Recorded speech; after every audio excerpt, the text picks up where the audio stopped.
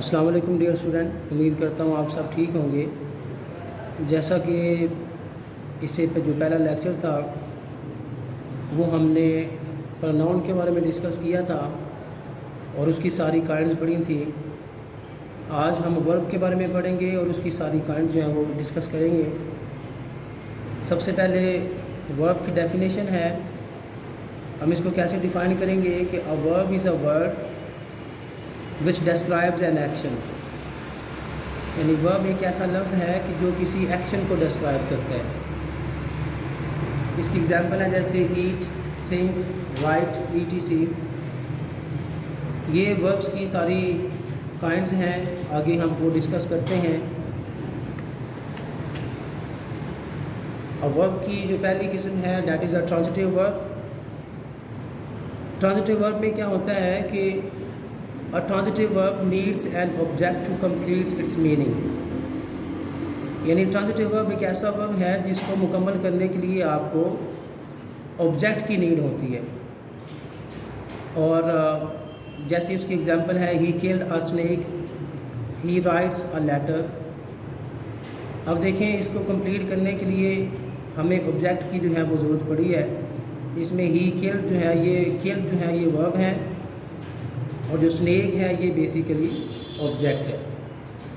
سو یہ آپ کا پہلی قسم ہے ٹرانزٹیو ورب کہ جس میں آپ اس کی سینٹینس کو کمپلیٹ کرنے کے لیے آپ کو آبجیکٹ کی نیڈ ہوتی ہے۔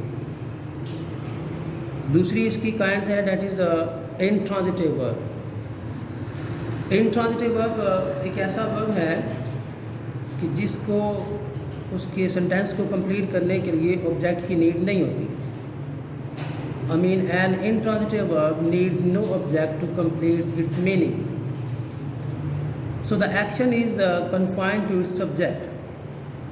جیسے اس کی ایگزامپل ہے جیسے she prays، she writes، یعنی اس میں دیکھیں کہ she آپ کا سبجیکٹ ہے اور جو pray ہے یہ بیسیکلی آپ کا ورب ہے، اور یہ ساری جو ایگزامپل بنے گی یہ بنے گی انٹرانزٹیو ورب کی، کہ جس میں آپ کو دیکھیں اس میں جو ہے وہ آبجیکٹ نہیں ہے، تو لہٰذا یہ جو ہے یہ آپ کا انٹرانزٹیو ورب ہوگا۔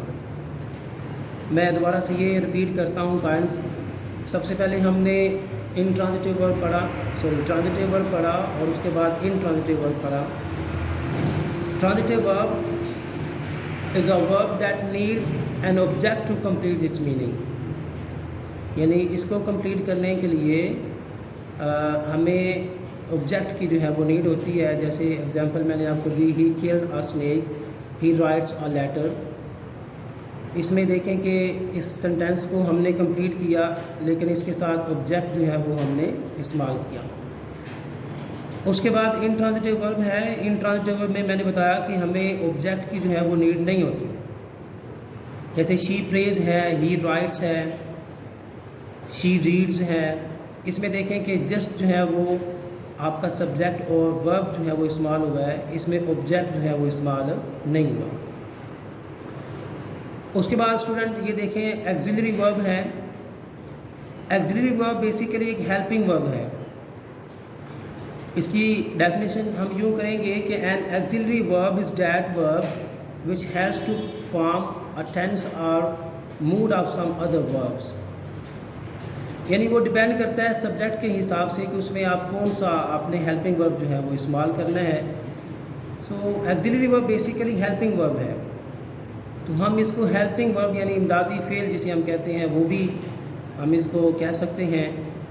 اس کی ایگزامپل ہے جیسے is, am, are, was, were, had, have, has, do, will, shall, etc۔ یعنی جو ایگزیلری ورب ہے یہ بیسیکلی ہیلپنگ ورب بھی ہے۔ ایک آپ نے ٹرانزٹیو ورب پڑھا، ایک آپ نے انٹرانزٹیو ورب پڑھا اور تیسرا آپ نے ایگزیلری ورب پڑھا۔ ٹرانزٹیو ورب بھی آپ نے سمجھ لیا، کلیئر ہو گیا کہ جس میں آپ کو سینٹینس جب بناتے ہیں تو اس میں آبجیکٹ کی نیڈ ہوتی ہے، اور انٹرانزٹیو ورب ہے جس میں آپ کو آبجیکٹ کی نیڈ نہیں ہوتی۔ ایگزیلری ورب جو ہے بیسیکلی میں نے بتایا آپ کو کہ یہ ہیلپنگ ورب ہی ہے۔ آگے ہم نیکسٹ اس کی کائنڈس پڑھیں گے بیسڈ آن اسٹرکچر۔ यानी इसकी जो स्ट्रक्चर पे जो बेस करती हैं काइंड्स वो हम डिस्कस करते हैं। हमारे पास सबसे पहले है regular verb. Well regular verb जो है वो a verb that forms its past and past participle form by adding D और ईडी। यानी एक ऐसा वर्ब जिसको आप बनाते हैं जब उसका पास्ट बनाते हैं या पास्ट पार्टिसिपल बनाते हैं। पास्ट और पास्ट पार्टिसिपल जैसा कि आप समझ गए हैं कि पास्ट में जो उसकी सेकंड फॉर्म इस्तेमाल होती है और जो पास्ट पार्टिसिपल है वो उसमें थर्ड फॉर्म इस्तेमाल होती है। तो जब हम किसी वर्ब को ई डी या डी लगा के कंप्लीट करते हैं so that is our regular verb. अब इसकी एग्जांपल जैसे हमारे पास है वर्क है, वर्क से वर्कड है और वर्कड है। देखें इसमें आपने वर्क में ई डी लगा के इजाफा किया तो ये आपका रेगुलर वर्ब जो है ना वो बन गया। यानी ये ऐसा एक वर्ब है जिसको बनाने के लिए आप डी या ई डी का इजाफा करते हैं तो ये जो वर्ब है वो उसकी फॉर्म बनेगी और वो जो वर्ब कहलाएगा वो आपका बनेगा रेगुलर वर्ब। उसके बाद हमारे पास है इर्रेगुलर वर्ब। इर्रेगुलर वर्ब एक ऐसा वर्ब है कि जिसके जब आप उसकी फॉर्म्स बनाते हैं तो उसके एंड में ई डी या डी जो है वो उसका इजाफा नहीं करती, यानी उसके एंड में ई डी वगैरह जो है वो नहीं आता। सो इसको हम यूँ डिफाइन करेंगे कि an irregular verb is the one that does not take E D in the and.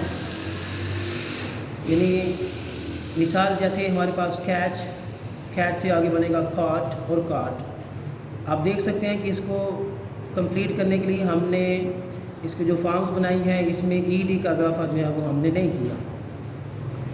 उसके बाद हमारे पास जैसे बाई, बॉट, बॉट।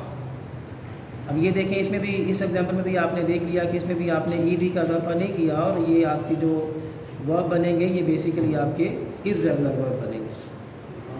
सो ये वर्ब का जो है ये मुकम्मल एक टॉपिक है। उम्मीद करता हूँ आपको समझ आ गई होगी। मैं थोड़ा सा दोबारा से ये रिपीट करता हूँ ताकि आपको मज़ीद जो है वो समझ आ जाए। देखिए सबसे पहले हमने वर्ब की डेफिनेशन की कि verb is a word which describes an action. यानी वर्ब एक ऐसा लफ्ज़ है जो किसी एक्शन को डिस्क्राइब करता है। उसमें कोई भी काम जैसे ईट है, रीड है, स्लीप है, ये सारे वर्ब्स हैं। उसके बाद हमने काइंड्स ऑफ द वर्ब पढ़ी। ट्रांजिटिव वर्ब है सबसे पहले है, फिर उसके बाद इंट्रांजिटिव वर्ब है, फिर एक्सिलरी वर्ब है। मैंने पहले भी आपको ये क्लियर करवाया था कि ट्रांजिटिव वर्ब एक ऐसा वर्ब है that need an object to complete its meaning. यानी उसको मुकम्मल करने के लिए आपको ऑब्जेक्ट की नीड होती है। जैसे इसकी एग्जांपल मैंने दी आपको, he killed a snake, he writes a letter. तो ये देखें इसमें ऑब्जेक्ट है तो ये आपका ट्रांजिटिव वर्ब बनेगा।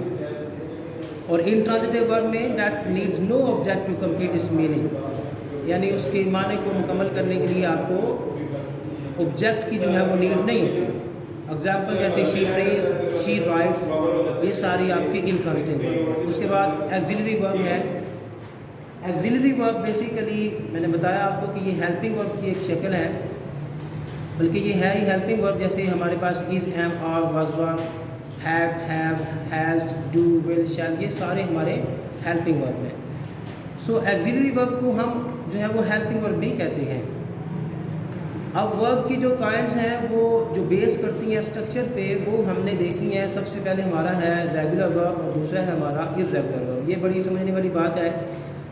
रेगुलर वर्ब में मैंने बताया आपको जैसे पहले भी कि जब उसकी फॉर्म्स बनाते हैं तो फॉर्म बनाने के लिए जैसे उसका पास्ट और पास्ट पार्टिसिपल बनाने के लिए आप डी या ई डी का इजाफा करते हैं एंड में, तो वो आपकी जो है वो फॉर्म मुकम्मल हो जाती है और वो आपका बनेगा रेगुलर वर्ब।